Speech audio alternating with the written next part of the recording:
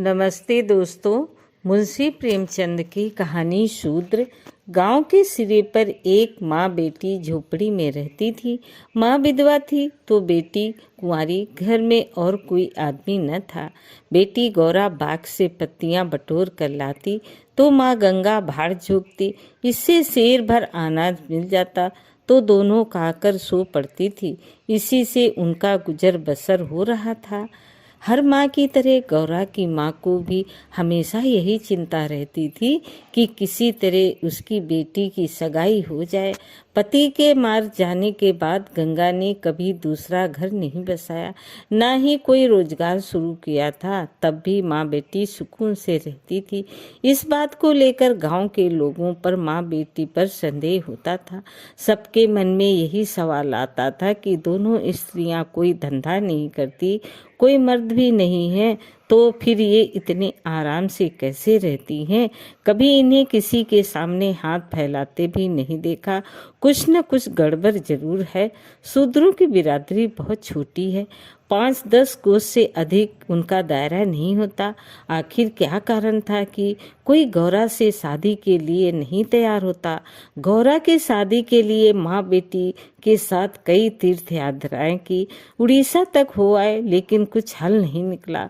गौरा सुंदर और सुशील थी, लेकिन किसी ने उसे कुएं पर हंसते बोलते नहीं देखा।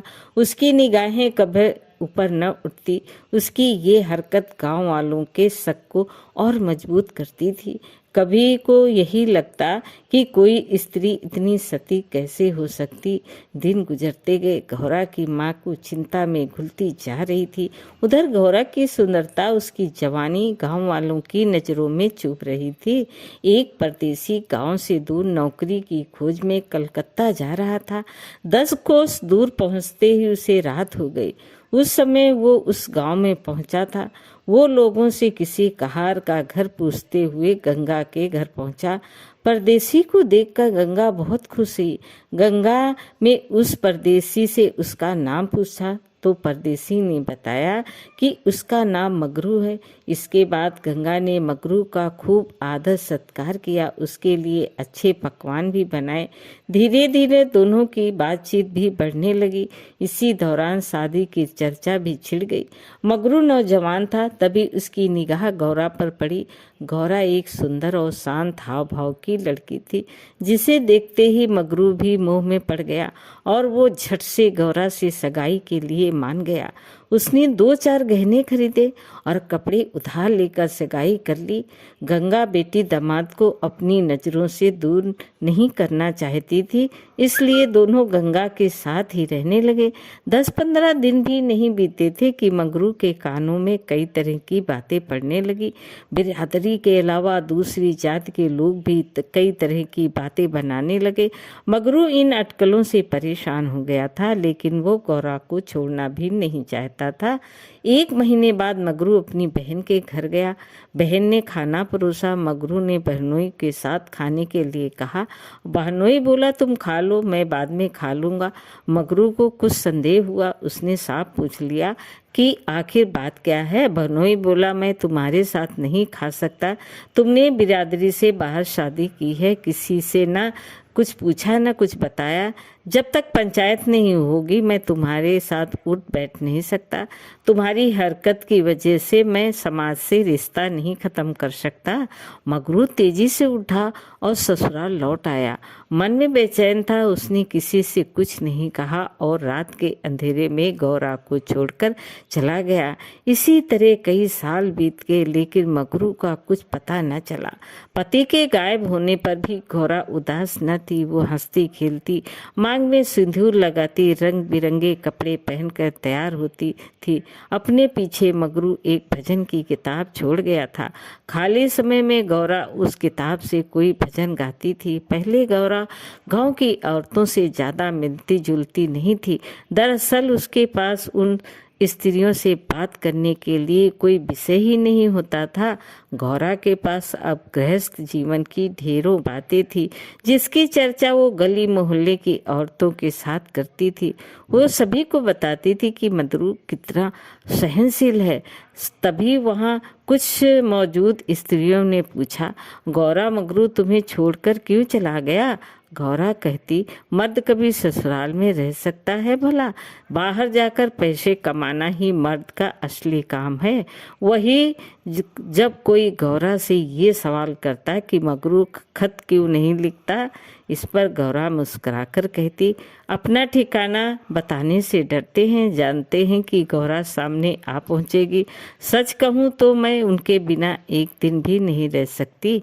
एक सहेली बोली, तेरी बात हम नहीं मानते, जरूर मगरू और तेरी लड़ाई हुई होगी, तभी इसी तरह बिना बताए वो तुझे छोड़कर चला गया। गौरा बोली, बहन, अपने भगवान से भी भला कोई लड़ता है क्या? जिस दिन ऐसी नौबत आई मैं कहीं जाकर डूब मरूंगी। कई दिनों बाद कलकत्ता से एक आदमी आया और गंगा के घर रुका। इत्तेफाक से वो मगरू का पड़ोसी निकला। उसने कुछ पैसे और 2 साड़ियाँ गौरा के हाथ में थमाई और बोला कि मुझे मगरू ने तुम्हें लेने भेजा है। ये सुनते ही गौरा की खुशी का ठिकाना न रहा। वो फटाफट जाने के लिए तैयार हो गई। गांव की औरतें से मिलाई और सबको अपने जाने की खबर दे आई। बेटी के जाने से गंगा मायूस थी, लेकिन साथ ही खुश भी थी। रास्ते भर गौरा के मन में हजारों अच्छे बुरे ख्याल आते थे। बीच बीच में उसे अपनी माँ के अकेलेपन की याद भी आ जाती। डर सताता था, बेचारी अम्मा अकेले कैसे रहेगी, सारा काम अकेले करना पड़ेगा, बूढ़ी दिन भर रोती रहेगी। इसी उधेड़ भर में रास्ता कट गया। लगभग 3 दिनों बाद गाड़ी कलकत्ता स्टेशन पहुंची। गौरा का दिल जोर से धड़क रहा था। वो प्लेटफार्म पर उतरी कर मगरू का इंतजार करने लगी। बूढ़ा बोला, मैंने आसपास सभी जगह देख लिया, लेकिन मगरू तो कहीं दिखाई नहीं दे रहा, शायद अब तक आया नहीं है। गौरा घबरा गई। तभी बूढ़ा बोला, चलो हम डेरा पर चलते हैं। उसे मालूम न था कि हम लोग कौन सी गाड़ी से आ रहे हैं। ऐसे में भला उसकी राह देखने से कोई फायदा नहीं। गौरा बात मान गई और दोनों टांगे पर सवार होकर चल दिए। ये पहली बार था जब गौरा गांव से बाहर निकली थी। उसकी आंखें इधर उधर चीजों को निहारने में लगी हुई थी। अचानक टांगा एक सुंदर और विशाल भवन के सामने रुका। गौरा उतरी और तेजी से सीढ़ियों के सहारे ऊपर चढ़ने लगी। मगरू से मिलने की थोड़ी भी देरी उससे बर्दाश्त नहीं हो रही थी। तभी बूढ़े ने पहली मंजिल के एक कमरे की ओर इशारा करते हुए कहा, ये मगरू का कमरा है, जाओ, वो अंदर ही पड़ा होगा। गौरा अंदर गई, लेकिन कमरे में कोई न था। कोने में खाट और 4-5 बर्तन पड़े हुए थे। वो बाहर आई और बूढ़े को बताया। बूढ़ा बोला, मगरू काम पर गया होगा, शाम को लौटेगा, यहाँ वो किराए पर रहता है। कमरे में मगरू को ना पाकर गौरा थोड़ी मायूस हुई, लेकिन शाम को मिलने की सोचकर मुस्कुराई और साफ सफाई में लग गई। उसने कमरे में झाड़ू लगाया, बर्तन धोए, नहा धोकर शाम का इंतजार करने लगी। राह देखते देखते देर शाम हो गई, लेकिन मगरू का अब तक कोई पता न था। गौरा का मन फिर घबराने लगा। घना अंधेरा छा गया था, परंतु कमरे में एक दीपक तना था। जब भी किसी की आहट होती तो गौरा को लगता मगरू आ गया होगा, लेकिन दरवाजे पर कोई दस्तक न होती थी। कुछ देर बाद दस्तक हुई। गौरा दौड़ी और दरवाजा खोला। सामने बूढ़ा खड़ा था। गौरा बोली, वो अब तक आए क्यों नहीं? बूढ़ा बोला, अभी मैं मगरू के दफ्तर से ही लौटा हूँ। साहब ने बताया कि मगरू का ट्रांसफ़र हो गया। मगरू ने साहब से कई मिन्नतें की, लेकिन किसी ने उसकी एक न सुनी और दूसरी जगह भेज दिया। मैं दफ्तर से उसका नया पता ले आया हूँ। कल तुम सुबह जहाज पर बैठा दूंगा, फिर तुम अपने मगरू के पास चली जाना। गौरा घबराकर बोली, जहाज में कितने दिन का सफ़र होगा? बूढ़ा ने कहा, कम से कम 8 से 10 दिन तो जरूर लगेंगे, लेकिन घबराओ मत, तुम्हें कोई परेशानी नहीं होगी। तय बात के मुताबिक अगले दिन गौरा बूढ़े के साथ मगरू के पास जाने के लिए निकली। बूढ़े ने उसे जहाज पर बैठाया और विदा किया। जहाज जैसे जैसे किनारे से अलग हो रहा था, वैसे वैसे गौरा को लग रहा था कि अब उसकी अम्मा, गांव सब पीछे छूट रहा है। चारों ओर पानी पानी दिख कर गौरा का मन अजीब हो रहा था। अनजान जगह में मगरू को कहाँ खोजेगी, ये सोच सोचकर उसका दिल बैठा जा रहा था। जहाज पर कई स्त्रियां और पुरुष सवार थे। गौरा उन्हें देखकर उनकी बातें सुन रही थी। तभी उसकी नज़र एक कोने में अकेली बैठी स्त्री पर पड़ी। गौरा ने हिम्मत करके उससे पूछा, कहाँ जा रही हो बहन? ये सुनते ही स्त्री की आंखें डबडबा गई। बोली, मुझे नहीं मालूम मैं कहाँ जा रही हूँ, बस जहाँ भाग ले जाए वहाँ चली जा रही हूँ। तुम कहाँ जा रही हो? गौरा बोली, मैं तो अपने मालिक के पास।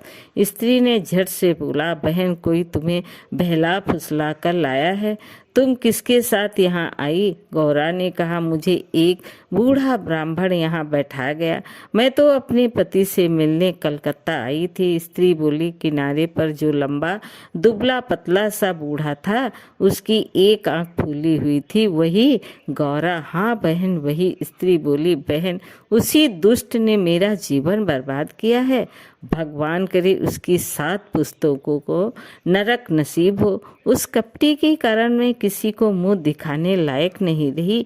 जब जा रही हूँ मिस्र देश, वहीं मेहनत मजदूरी करके गुजर बसर करूँगी। ये सुनकर गौरा के मुंह से बोल ना फूटे। वो सोचने लगी कि अब क्या करूँगी। उसे अपनी माँ, अपने गांव, सहेलियों की याद आने लगी। कुछ क्षण बाद हिम्मत करके बोली, अब क्या करें बहन? स्त्री बोली, अब ये तो वहाँ पहुँचने के बाद ही मालूम चलेगा। ये कहते हुए वो जोर जोर से रोने लगी और अपना दुख बताने लगी। गौरा ने हिम्मत दी तो स्त्री ने बताया कि शादी के 3 साल में उसके पति की मौत हो गई। पति के ख्यालों के साथ वो किसी तरह जी रही थी कि एक रोज पापी बूढ़ा भेष बदलकर भिक्षा मांगने आया। उसने सन्यासी का रूप धारण किया हुआ था। मैं उसके जाल में फंस गई और आज मेरी ये दुर्दशा है। इसने मुझे पति से मिलवाने का लालच दिया। मैं बेवकूफ़ पति से मिलने की चाह में इस बहुरूपी की बात में फंस गई और इसके साथ चल दी। आगे की कहानी मुझे नहीं मालूम। अगले दिन जब मुझे होश आया तो मैं अपने घर में नहीं लौट सकी। अब बूढ़ा मुझे यहाँ ले आया और जहाज पर छोड़ गया है। स्त्री की बातें सुनकर गौरा को समझ नहीं आ रहा था कि ये क्या प्रतिक्रिया दे। वो बिल्कुल मौन हो गई थी। मगरू से मिलने का सपना एक झटके में टूट गया था। गौरा को इस हाल में देखकर स्त्री बोली, भगवान पर भरोसा और साहस रखो बहन। हिम्मत पाकर गौरा बोली, मुझे अब तुम्हारा ही सहारा है। मैं और तुम दोनों अब साथ ही रहेंगे। स्त्री कुछ न बोली। दोनों एक टक नीले आकाश की ओर निहारने लगी। कई घंटे बाद जहाज किनारे पर पहुंचा। सभी यात्री उतरने लगे। तट पर मौजूद एक आदमी सभी यात्रियों के नाम लिख रहा था। अब गौरा के उतरने की बारी आई। जैसे ही उसने पांव नीचे रखा वो चौंक गई। उसके शरीर में करंट दौड़ गया। वो जड़ बन गई। न कुछ बोल पा रही थी और न ही पीछे से आवाज़ दे रहे यात्रियों की बात सुन रही थी। ऐसा लगा मानो दुनिया रुक गई हो। गौरा के सामने वो दृश्य था जिसकी उसने उम्मीद छोड़ दी थी। तट पे खड़ा सिपाही जो यात्रियों के नाम लिख रहा था वो कोई और नहीं बल्कि मगरू था। गौरा इस क्षण 7वें आसमान पर थी। उसकी खुशी छिपाए नहीं छिप रही थी। मगरू ने अपना हाथ आगे बढ़ाया। गौरा ने प्रतिक्रिया न दी। इतने में यात्रा के दौरान मिली स्त्री ने गौरा को कुहनी मारी। गौरा लड़खड़ा गई। मगरू ने उसे थाम लिया। स्त्री, क्या हुआ? इस आदमी को पहचानती हो? गौरा बोली, बहुत अच्छी तरह से। ये ही तो वे हैं जिनसे मिलने के लिए मैं घर से निकली। स्त्री बोली, अच्छा तो ये तुम्हारे पति हैं। अब तो तुम मेरे साथ ना आओगी, मुझे भूल जाओगी। गौरा बोली, क्या ऐसा भी हो सकता है भला? तुमने मुझे सहारा दिया। मगरू इन दोनों से दूर अपने काम पर लगा हुआ था। वो यात्रियों से जानकारियां जुटाने में व्यस्त था। गौरा कोने में खड़ी मगरू को निहार रही थी। कुछ ही देर बाद उसका काम खत्म हुआ और वो गौरा के पास आया। मगरू, तुम कौन हो? क्या नाम है तुम्हारा और कहाँ से आई हो? गौरा मंद मंद मुस्काई और बोली, गौरा नाम है हमारा, मदनपुरा बनारस से आए हैं। मगरू ने उसका हाथ थाम लिया और आंखों में आंसू लिए बोला, भला तुम यहाँ कैसे आई? गौरा ने उसके आंसू पोंछे और चौंक कर बोली, तुमने ही तो बुलावा भेजा था, सो मैं आ गई। मगरू को समझ नहीं आया कि गौरा क्या कह रही है। उसने बोला, मैंने कब बुलावा भेजा? भला मैं तो पिछले 7 साल से यहाँ कैद हूँ, चाहकर भी घर नहीं जा सकता। गौरा घबरा कर बोली, तुमने बूढ़े को नहीं भेजा था मुझे लाने के लिए? मगरू बोला, बिल्कुल नहीं। गौरा का मन छोटा हो गया। उसने इस जवाब की आशा न की थी। गौरा गुस्से से बोली, मैं कल ही यहाँ से चली जाऊंगी, मुझे तुम पर बोझ नहीं बनना। मगरू बोला, अब तुम यहाँ से अगले 5 सालों तक नहीं जा सकती गौरा, यही यहाँ का नियम है। गौरा बोली, ठीक है, फिर मैं अलग रहकर अपना पेट पाल लूंगी, लेकिन तुम पर भार न बनूंगी।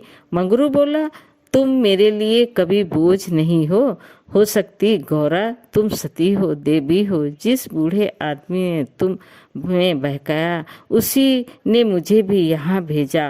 और मेरे साथ मेरे ठिकाने पर चलो, वहाँ आराम करके फिर आगे बातें होंगी।